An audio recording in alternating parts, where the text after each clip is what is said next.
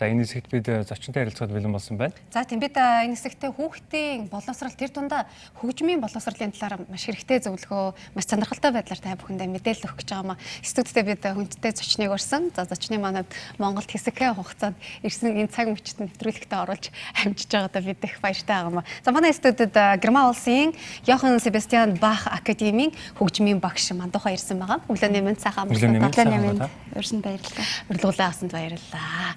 За юун түрүүн та өөрийгөө бидэнд товчхон танилцуулахгүй юу? Гахалтай академид багшилт юм байна. Хизэнээс багшилж эхэлсэн байна. За би 96 онд Монголд хөгжим бүжгийн дунд сургуулийг төгссөн. Коллежээс. Тэгээд миний мэрэгжил бол хөгжмийн багш, оркестрийн хөгжимч. Дараа нь Монгол телевизийн найруулагч мэрэгчлэр бас төгсөөд тэгээд Герман улсын Лайпциг хотод цааш суралцахаар явсан байгаамаа. За тэндээ тэгээ хэлний бэлтгэл 9 журын юмд явсаар байгаад тэгээд бас замд нь өөр олцсон ажлуудыг хийжсэн. Тэгээ ер нь л би яг хөгжмийн хөгжим урлаг тал руугаа л ажиллах ёстой юм байна гэд тэгээд дан яг хөгжим бүжгийн дипломоор бол тэнд багшлах бол ирэх байхгүй болохоор зэрэг нэмэлт сургалтанд суух шаардлага бий болсон. Тэгээд яг музик педагог гэдэг тэр сургалтанд бол би суугаад төгсөөд тэгээд өнөөдөр бол Бах академид ажиллаж байгаа. Тэрний өмнө бас музик терапи одоо сэтгэл зүйгээр одоо хөгжмөөр хүүхдийн сэтгэл зүйд яаж одоо зөв дадал суулгах вэ? Одоо анхаарал төвлөрдгөө хүүхдүүдтэй яаж ажиллах вэ, тийм ээ? Гэвч тийм терапи практикт бол их олон жил ажиллаж байсан. Дээрээс нь хуваараа бас тийм юу одоо бүр дөнгөж төрсөн бэбигээс ахуулаад 6 настай хүүхдүүдэд одоо нөгөө эцэг эхтэй нь хамт 2 нас хүртэл нь хөгжмийн хичээл явагдана. 2 наснаас дээшээ 6 хүртэл болохоор зэрэг хүүхэд ганцаараа бие даагаад ороод ингээд сургалт явуулдаг болно. Тэгтээ дандаа группээр. Тий. Ийм та бас хэлэхгүй ер нь яг энэ хөгжмөөр хүүхдийн боловсролд гэхээр ч бас ер нь ямар ач холбогдолтой юм болоо?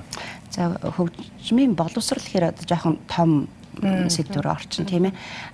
Жишээ нь би одоо яг Монголтой яг харьцуулаад юу яхаар зэрэг хамаагүй би буруу дуурч болохгүй байна. Тэгэхээр би мэддгээрээ тентгийнхаа юм хэлээ.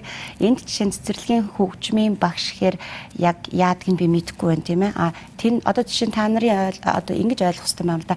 Хөгжим бүжгээс яг мэрэгжлийн багш юун дээр очоод цэцэрлэг дээр очоод одоо Монтессори ч юм уу эсвэл одоо Бах академи ч өөрөө өөрийнхөө цэцэрлэг баг сургууль бүх юм нээж байгаа. Тэгээд бид нэр яг багасаа л яг тэр хөгжмийнхаа юунд ороод л дамжаад л тумана кордож ордог юм уу одоо инструмент нь карусел хэр нөө тойргийн хичээлдээ ордог ч юм уу ингээд дамжаад тэгээ Ана Магдаленагийн шүүлээ одоо баг сургуульд ороод тэгээд Бахын сургуульд ороод ингээд ирээдүй яг хөгжимчд гарах жишээтэй. Гэхдээ миний зорилго болвол би учиргүй нэг мундаг одоо Бахыг төрүүлэх гэж хичээдэггүй. Одоо манай Бах академи бол тэрний оронд хэрэгцээ одоо над дээр хичээл хийгээд 6 нас хүрээд сургуультай ороод явж байгаа хүүхэд мантахаа би төгөлдөр хуур сурмаар байна гэд хэлнэ гэдэг бол би ажиллаа хийчлээ гэсэн үг.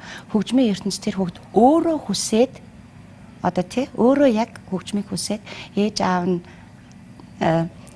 манай охиныг нэг төгөлдөр хууранд оруулаад өгөөч гэдэг юм уу эсвэл чи энийгээ давтаач гал ингээл тийм биш гол нь би хаалга нээж өглөө тэр хүүхэд орлоо үнэрлээ таалагдлаа үлдлээ эсвэл гараад явж болно тэр боломж хаалгуудыг л нээж өгөх ёстой тэр хүүхэд өөрөө шийдвэрээ өөрөө гаргана харин тийх бах тэгэхээр одоо юу гэдэг хүүхдийг бол багаас нь юу сонирхолтой гэж мэдэх боломжгүй шүү дээ. Яг мэдээж хэрэг таны хэлдгээр сая ингэ нээж өгсөн тохиолдолд тухайн хүүхдийг энэ хөгжмийн салбартаа гахалтай мэрэгжилтэн болж үлдэх нь. Ер нь хөгжим хүүхдэд яаж нөлөөлд юм бэ?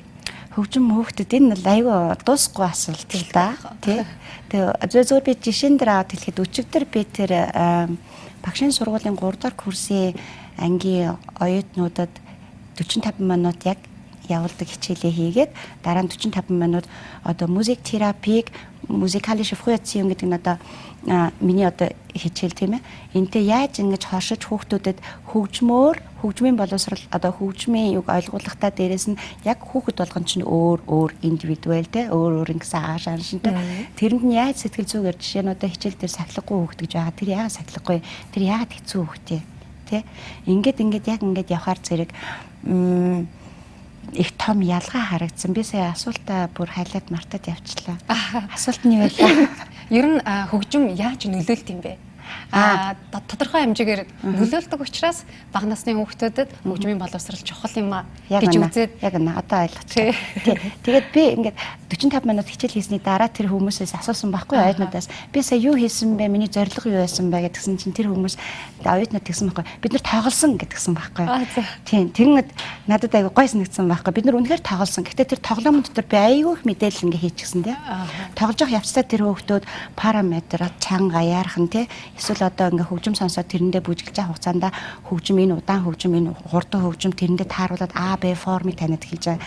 Дээрээс нь би энэ бөмбөр гэдэг хөгжмийг ингээд ямар ч бөмбөр гэхгүйгээр жишээ нь энийг бол бөмбөр гэдэг юм аа гэж хэлэхгүйгээр уудан дотор нуугаад уудны гадуур тэмтрүүлээд энэ ямар хэлбэртэй юу вэ?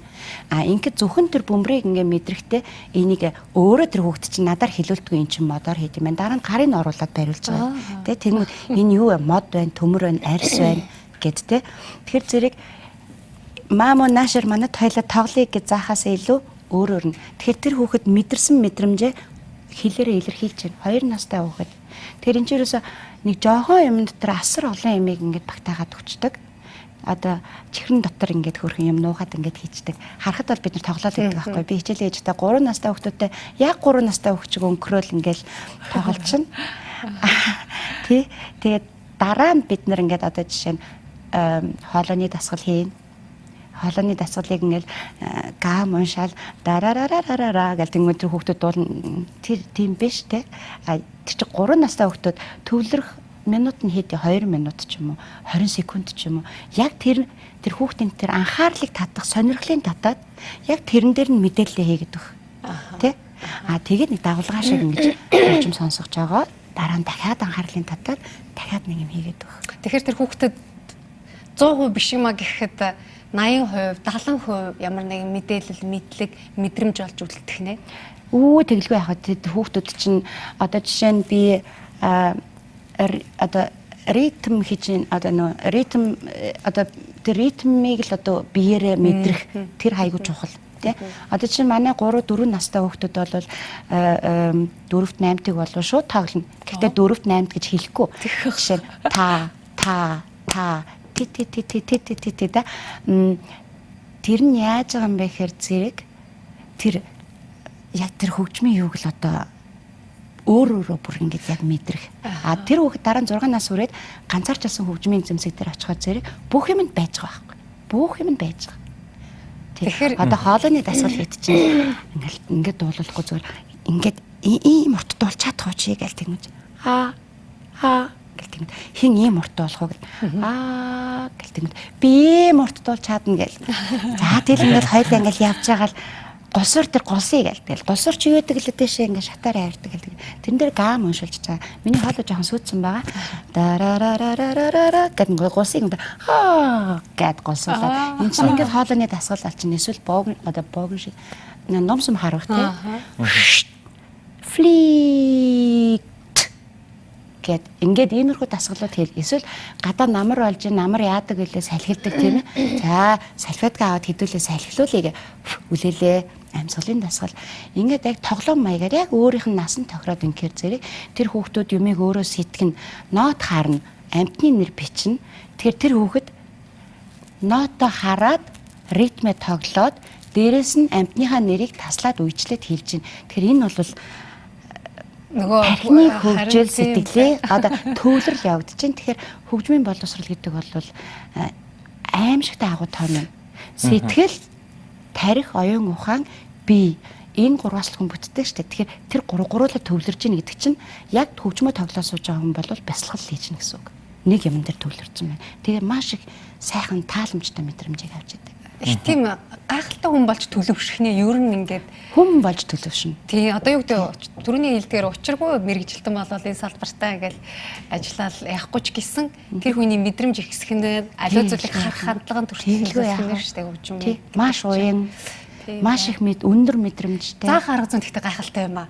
Харин тийм илүү жоохон нөгөө хүүхдүүдийн яг насанд нь хуулиар заагаад өгөхөр илүү үр дүнтэй юм байна. Ер нь та одоо шинэ Германд багшилж байгаа германчууд ер нь хүүхдүүдэд ер нь хөгжмийн боловсролд нь хэрхэн яаж анхаарч байна? Энэ би надтай маш нэгт холбоотой ажилладаг. Гэхдээ ингээд бид нар одоо би ингээд баахаа гэх юмас ингээд зараанаа штэ. За ингээд баахаа гэх юмас одоо хөгжмийн хичээлгээ тэгэнгүүт хүүхдүүдтэй хэлнэ. Энд ийм юм байна. Тэгээ би зураг наачна. Ингээд бамбрууштэй. Тэгэнгүүт зэрэг хүүхдүүд нь өөрснөө ээжигээ дагуулсан над төр хүрээд ирдэг. Ээж нь хэлээд би энийг хиймээр байна гэд. Тэгээ эхлээд надтай өөрөөс нь айгүй хөөрн танилцсан. Тэгэхээр би яг хөө зүгээр ингээд одоо энд Монголд ингээд ажиглаад маань найзууд энд их байдаг л да.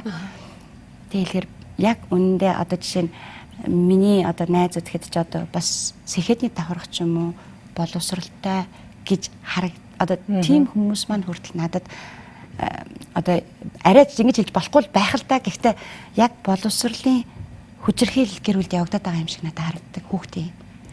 Яагаад тэгэхээр хүүхэд гэдэг чи одоо тэр айгүй хөөрхөн тэр боломжийг нээж хаалгыг нээж өгөөд өөрөөр нь сонгуулах хэрэгтэй байтал ингээ хаалга нэгэ чихэж оруулаа хаалга нь хааж гад гадаад хэл сур төгөлдөр хуур сур тэр муу жоохон амтны чинь ингүүлээд дахаар тий. Гэтэл би бол жишээ нь хүүхдүүдэд ямар ч гэрийн даалгавар өгдөггүй. Би ч сайн адилхан жоохон нот бичүүлээл энийгээ зураарай тэрийгээ ингээрэй гэдэг. Тэр хүүхд би өөрөө тэр хүүхдийг надаас салахгүй болтол нь ажиллаж чадвал тэр хүүхд чи өөрөө надаа багшаа би энийг хийсэн гэдэг ингээ надад нот бичээ хүрээд ирдэг байхгүй юу. Тэгээд амралт гэдэг юм чинь бас айгүй чухал. Яагаад хагасаа бүтэн сайн гэж байдгийг, яагаад амралт гэж байдгийг те. Тэгэхээр манай одоо ингэж ярих хальта. Амарч байгаа хугацаанд айгүй гэрийн даалгавар өгдөг юм байна. Тэгэхээр амралтаа авчиж хүүхэд энерги авчиж дараагийнхаа юм хийх тийм боломж нь олохгүй тийм харьцаа энэ айгүй алдагдсан юм шиг надад санагддаг шүү. Тэгээд хэлчмээр санагдчихлаа. Зүгээр энэ угаасаа байгаа яг байдал одоо нийгмийн одоо нэг боловсролын салбарын ч гэсэн ер нь энэ талын шүүмжлэлтэй өөрсдөө нь хилээд эхэлчихсэн харьцангуй нэг сайхан үе ирж өөрчлөгдөх байхаа гэж бид бас найдаж байгаа. Таны ер нь цаашдаа том зорилго хүсэл мөрөөдөл юу вэ? Та дуртай ажиллаа хийж байгаа юм байна. Үнэхээр аз жаргалтай байгаа нь ингээ бидэнд бас мэдрэгдэж байна л да. Гэхдээ таны одоо алстаа том бодож байгаа зүйл юу байгаа бол одоо найзуудын л одоо гавьяа ч юм уу гамшиг ч юм уу надыг одоо ингээд чи хийж байгаа юмнуудаа энэ Монголдоо ингэж гэд тэг би ерөнхийдөө сүүлийн юмнуудад ингээд их орчуулга хийдэг л дээ сэтгэл зүйн талын юмнууд одоо орчуулга энэ хийдэг тэрийг ингээд яасан ерөөсөө наадах ном болго ерөөсөө наадах ингэдэг ерөөсөө чи ихтгэл тавьгаал ингээд ерөөсөө чи цэцэрлэгүүдээр ингэ тэгээд тэгээ би яг зүгээр туршилтаар энд ганц хоёр газар ингээд ярьж хэлээд үзэхэд их сонирхож байна. Тэгэхээр зэрэг би хэрэгцээ энэ маань хүмүүст хэрэгтэй байгаа бол яагаад үгүй гэж тий. Тэгэхээр надад одоо жишээ нь энд ингээд мэдээж тийм баг амьдралынхаа талыг өнгөрөөсөн байна. Тэгээ тийм боломж нь яаж байдгийг би судалгаа огт хийгээгүй байгаа. Гэхдээ чин сэтгэлээсээ Монголдо нэг юм ажиллах юмсан гэж бол үнэхээр хүсэж байгаа. Тэгээ одоо ямар ч байсан энэ тал руугаа ер нь жоохон төвлөрөд судалгаа хийж эхэлнэ. Баярлалаа гэж бодож байна. Гайхалтай мэрэгжилтэн Монголд ирвэл бид ч гэсэн баяртай байх болно. Дэмжээрэй. За баярлалаа. Цантай ярилцах таатай байлаа. Ер нь жоохон өөр идэм байх тий. Харин тий. Одоо анзаарах мэдэх заах арга нь хүртэл өөр хүүхдүүд нь хүртэл яаж хүлээж авч байгаа. Ер нь бол бид нар бүр ингээ нөгөө нүдэнд харагдтал гэдэг шиг та сая бидэнд ярьж өглөөгөө. Гэтэ яг зүгээр яг хөтөлбөрөө би ярих хэрэгтэй байх л да. 45 минут 7 хоногт нэг удаа ордог. Тэрэн дотроо ингээ бүх хөгжим гэдэг тэр ертөнцийг бүгдийг ингээ хөөрхөн ингээ багилцсан байдаг байхгүй. Чихийг онгойлгох, сонгодог хөгжим сонсно. Яг насанд таруулаад 1 минут юм уу те. Тэгтээ ингээ зүрхэд чагнаад ингээ тайвшрал мэдрэх ч юм уу. Хоолойны дасгал хийн, амьсгалын дасгал хийн. Хөгжмийн зэмсэгтэй танилцах, яаж барьдгийг, ямар тоглолтууд техникүүд байдаг. Тэгээд дуу хөгжим сорно. За баярлалаа. Зөв та бүхнийгээ бид Герман улсын Йохан Себастьян Бах академийн хөгжмийн багш Мандухатай уулзлаа. Хүүхдэд хөгжмийн боловсрол ямар чухал юм бэ гэдгийг багч гэсэн та бүхэн ойлгосон бахаа гэж найдаж байна.